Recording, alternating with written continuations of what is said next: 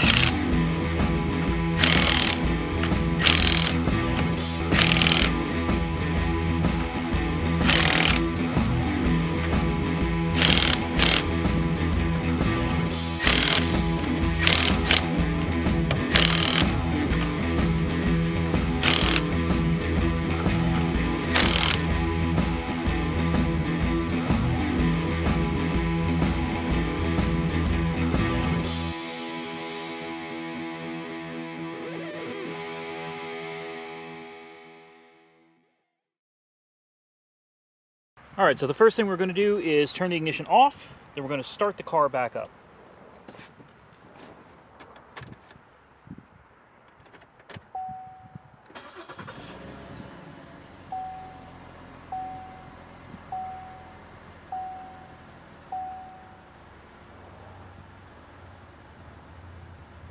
Perfect. No check engine light. All right, so we knocked out the Impala. Let me tell you something. I don't know how I fit an hour and a half to 2 hours worth of video into like 8 minutes. It took a lot of time editing and trimming and speeding things up. As for the music, tell me what you think about the background music below. Difficult finding good music on YouTube's library of free music, but I think this one kind of fit what I was looking for. Tell me what you think of the video, because this is really, I think, the first real in-depth video that I've done, like tearing into a car like this. And the only thing I did not video was me inside the glove box changing out the fresh air recirculate door actuator. That thing was in a really tight spot, and it was just real difficult to get a camera in there, and I just didn't have enough space.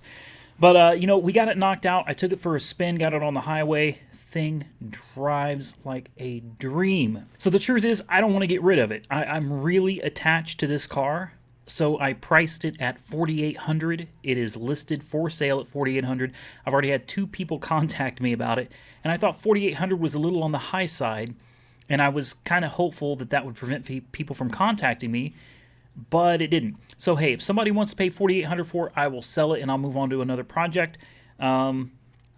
Otherwise, I'm going to hold on to it as long as I can, because this is a great car and I really enjoyed driving it. So I hope you enjoyed the video. I put a lot of work into making this for you guys. Comment below, tell me what you think. Until next time, like, comment, subscribe, and stay safe out there.